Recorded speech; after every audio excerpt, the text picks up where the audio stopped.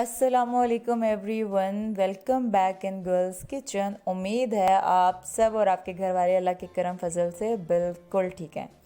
तो जी आज बहुत लंबे अरसे के बाद हम अपनी एक न्यू रेसिपी अपडेट करने जा रहे हैं जो बहुत ही मज़े की है और बहुत सिंपल सी रेसिपी है। तो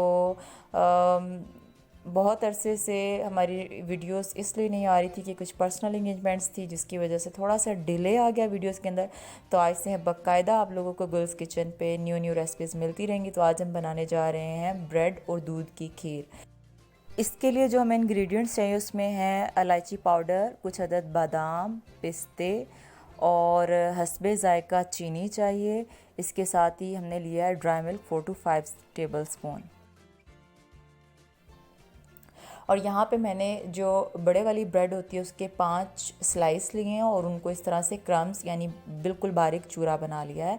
और मेरे पास है यहाँ पे 1 किलो दूध। अब मैं यहाँ पे कढ़ाई के अंदर 1 किलो दूध ऐड करूँगी और इसको मीडियम जो हमारी हीट होती है चूल्हे की उसके ऊपर हम इसे बॉयल होने तक पकाएंगे।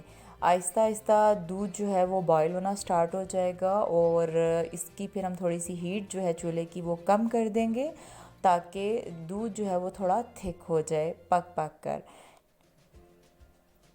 इसके साथ ही जब दूध पकना स्टार्ट हो जाता है तो यहाँ पे हम लोगों ने ब्रेड क्रम्स को ऐड कर दिया है और उसके साथ ही हम इसको किसी भी चम्मच की मदद से या इस तरह से मिक्सचर की मदद से अच्छे से मिक्स कर देंगे ताकि इसके अंदर गिलटियाँ ना बन जाएं। और इसको इसी तरह 5 से 7 मिनट तक पकाएंगे बिल्कुल मीडियम आंच पे। और उसके बाद 5 से 7 मिनट पकाने के बाद हमने यहाँ पे ड्राई मिल्क ऐड किया है जो हार्डली 4 to 5 स्पून थी। ठीक है, आपने शुगर को डालते हुए ख्याल करना है कि जो ड्राई मिल्क होता है वो भी ऑलरेडी मीठा होता है तो आपने शुगर को उसके अकॉर्डिंग एडजस्ट करना है। अब यहाँ पे हम खीर को दोबारा से चूल्हे की जो मीडियम हीट होती है उसके ऊपर पकाएंगे और आलमोस्ट 10 से 15 मिनट लग जाएंगे इस खीर को पकते हुए, थिक होते हुए और थोड़ा सा इसका जो कलर है वो भी चेंज होते हुए, थोड़ा कलर है वो ब्राउन होना स्टार्ट हो जाएगा।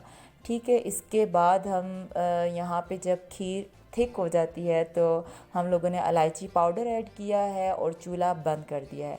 जब चूल्हा बंद कर देंगे तो उसके बाद हम लोगों ने यहाँ पे हस्बे ज़ायका, हस्बे टेस्ट शुगर ऐड कर दी है। मैं आपको अगेन कह रही हूँ कि शुगर को आपने बहुत ही एहतियात से ऐड करना है क्योंकि ड्राई मिल्क भी मीठा होता है। और इसके अलावा फिर आप चीनी को अगर प्रॉपर मिकदार में डाल देंगे तो आपकी खीर जो है वो शदीद मीठी हो जाएगी।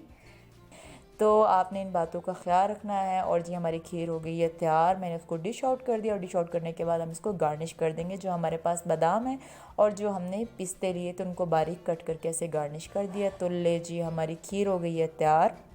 अब इसको आप थोड़ी देर के लिए फ्रिज में रख दें 2 घंटे के लिए। जब ये ठंडी हो जाएगी तो फिर इसे फैमिली के साथ एंजॉय करें। मुझे उम्मीद है आपको ये रेसिपी बहुत अच्छी लगी होगी। अगर ऐसा है तो थम्स अप करके शेयर कर दें। मिलते हैं एक और न्यू वीडियो में एक न्यू रेसिपी के साथ। अपना ख्याल रखिएगा।